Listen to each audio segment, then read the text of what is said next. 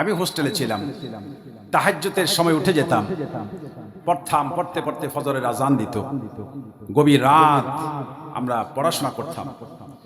1 বছর 2 বছর নয়, সেই তখন বাচ্চা থেকে শুরু করে এখনো পড়ছি। আমিন বলুন।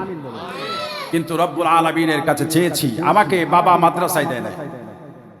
দুনিয়ার বাচ্চাদেরকে তো যারা আলেম হয় তাদেরকে বাবা কোনো একটা প্রতিষ্ঠানে ভর্তি করিয়ে দেয়, কিন্তু আমার বিষয়টা ছিল ভিন্ন।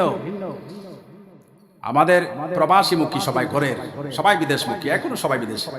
আমরা অনেক পরিবারের অনেক সদস্য, আমার ভাইয়ের অনেক। কিন্তু আমি আমার বাবাকে ক্লাস 3-তে যখন আমি পড়ি, আমি বাবার সামনে গেলাম। বাবা, উনি ব্যবসায়ী ছিলেন, ওনাকে বললাম আমি স্কুলে পড়বো না। কি করবা? আমি বললাম মাদ্রাসায় পড়বো। তো মাদ্রাসায় পড়ে কি করবি? আমি বলছি আমি ওয়াজ করবো।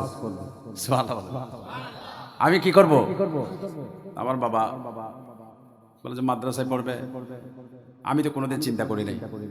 তুমি যখন বলছো তাহলে মাদ্রাসায় পড়ো। আমি মাদ্রাসার নাম সব বলে দিচ্ছি, বাকুলিয়ায় পড়বো, বাকুলিয়ায়। সোনামিয়া সদাগর রহমতুল্লাহি আলাইহি, উনি অনেক ব্যবসায়ী ছিলেন, আমরা আশিক রসুল ছিলেন, ওখানে ছিলাম হোস্টেলে। তো আমার বাবা আমার কথা মতোই ভর্তি করে দিল। কিন্তু ভর্তি হয়ে আমি প্রথম পরীক্ষা যখন দিচ্ছি রোল নাম্বার 1, দ্বিতীয় পরীক্ষা রোল নাম্বার 1, ফাইনাল পরীক্ষা রোল নাম্বার 1, আরেক ক্লাস উঠলাম রোল নাম্বার 1, আরেক ক্লাস উঠলাম রোল নাম্বার 1। মানে আল্লাহ যে কবুল করে, আল্লাহ কবুল করলে এগুলা হয়, নতুবা হবে না। আর ইচ্ছাটা বাবার ইচ্ছা থাকলে হবে না, নিজের ইচ্ছা লাগবে। কথা বলেন না? আমি এটা এজন্যই বলছি, আমার অনেক তরুণ যুবক এখানে আছে, আগামী দিনের ভবিষ্যৎ, এই জাতির ভবিষ্যৎ।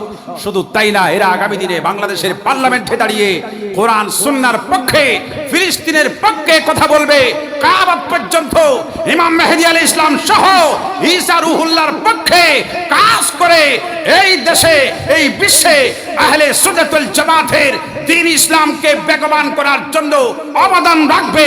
প্রয়োজনে পার্লামেন্টে দাঁড়িয়ে কথা বলবে। হাত তুলে দেখান, ঠিক না ঠিক?